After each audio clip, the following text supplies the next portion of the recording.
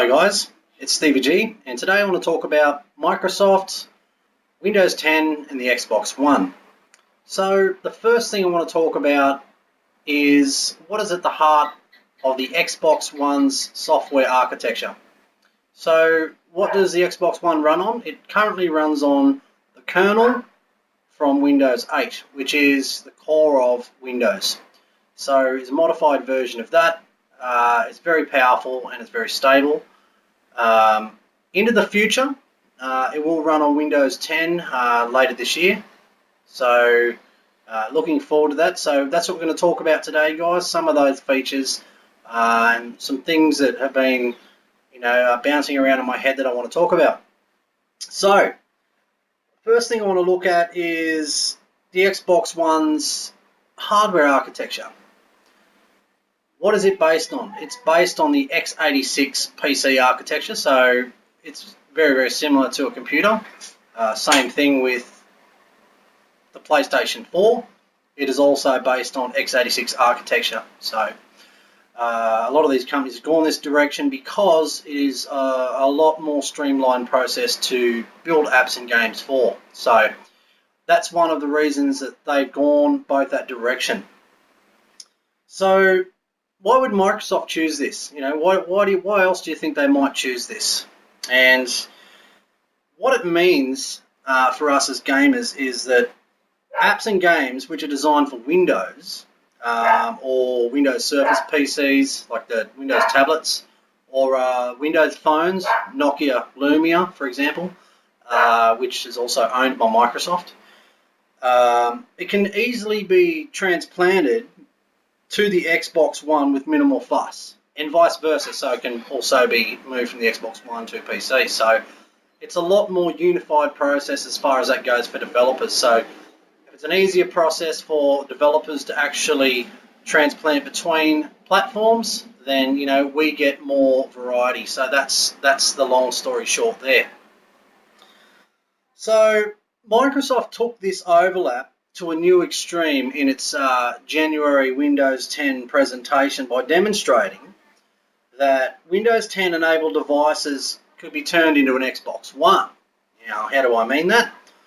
Well, thanks to the Windows 10 Xbox app, basically Windows 10 devices will be able to stream gameplay from the console onto any Windows 10 enabled device. So that's as long as it's on the same Wi-Fi network, it'll be able to stream it. So that's going to be great news. If you can pick up your Windows Surface PC or your Windows phone and be able to interface with your Xbox One console, that's fantastic.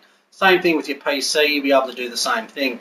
A lot of the processing and stuff, the hard work gets done by the console itself, and then it just gets transported to each device. So, if you want to access it from your PC, it'll just stream it over the wireless network or wired network straight to the device. So that's fantastic. So that's all you need to do. You just pick the game out of your library and bang, up it comes on the device. Really, really simple. So Microsoft is also set to release a wave of new features, some of which I can't talk about, but one of them is their new voice search app, it's codenamed Cortana, right? And it'll be included by default on all Windows 10 devices. So anything that includes Windows 10, some of the new Surface PCs, Surface PC Pro, those sorts of things, Windows phones, will all include the new Cortana voice search. So that's going to be something good as well. So what are the benefits of Windows 10 for the Xbox One console itself? It's going to be great for all these other devices. It's going to be on PC, it's going to be on Surface, it's going to be on Windows Phone. But what about the Xbox One console? Well, there's some interesting things here. Microsoft, as you might know, are looking to stream PC games. They've teamed up with Steam to actually stream PC games from your PC to your Xbox One. So Microsoft are really looking to bridge the gap between devices. So if you can sit there and, not only is it going to benefit their PC market for, their operating system Windows and all PCs, but it's also going to benefit us as gamers, which is which is a win-win. So there's another big announcement that happened at the Windows 10 conference, which I've not mentioned yet, which was what Microsoft have codenamed Microsoft Hololens. And Hololens is a wireless augmented reality headset which projects 3D graphics onto the world around you. And enables you to manipulate them with voice commands and gestures and things like that. So, and although HoloLens won't be directly relevant to the Xbox One console for a while, because the tech is still in the prototype stages and it doesn't really have a confirmed release date yet. So, Windows 10 is going to come to PC and Xbox One and Surface PC and Windows phones later this year. So, and after that, I don't know when HoloLens is there's no release date confirmed as yet. So, but HoloLens, from what we know so far, comes with its own built-in processors and sensors, and it seemingly doesn't require a console or a PC to run, so it can run free of anything else. So, it's likely to offer a load of cross-platform features, and there's been a lot of hype and rumors suggesting that, it will be cross-platform compatible. But, I wouldn't go counting your chickens yet, and because it's not to be treated as an Xbox One peripheral, only. This, like I said, this thing is freestanding. It'll run by itself. I mean, it may very well interface with the Xbox One console. That would be amazing. So, virtual reality glasses like that, when you look at those, it's the #1 tech device which is being invested in by, a lot of the massive, big internet companies. Some of the internet's largest companies, such as, like, for example, the Oculus Rift got bought by Facebook. Project Morpheus, which has been developed by Sony Entertainment. And now Microsoft HoloLens.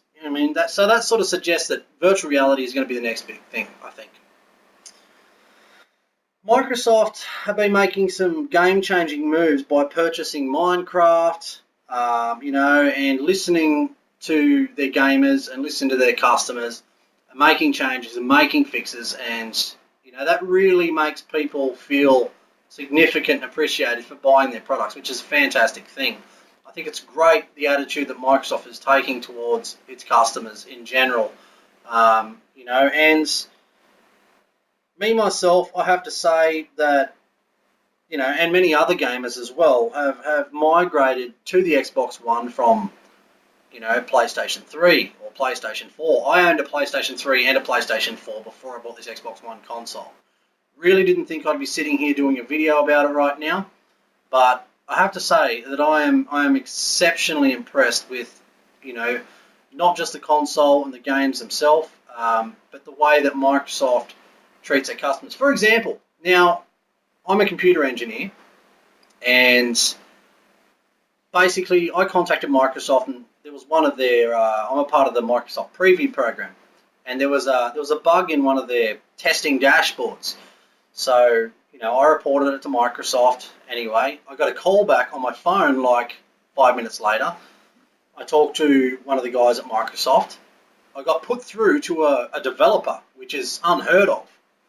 Anyway, about an hour and 10 minutes after I'd finished talking to him, the problem was fixed and there was a new dashboard update that come through. That in itself absolutely impressed me to bits. I was like, wow, that has never been heard of. If it had been Sony that I contacted, it would have been like, you're shit out of luck, we can't do shit. So it's nice to feel appreciated. It's nice to know that a company's listening. It's nice to get that customer service feel.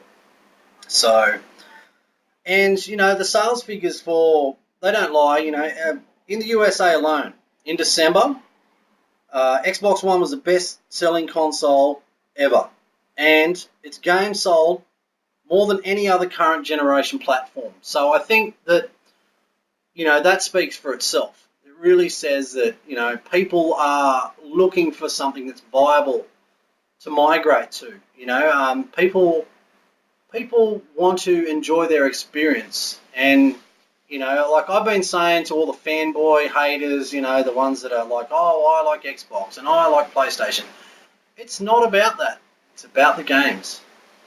Now, why do I understand that? It's because I've been doing, I've been doing, you know, like I've been a PC gamer for years.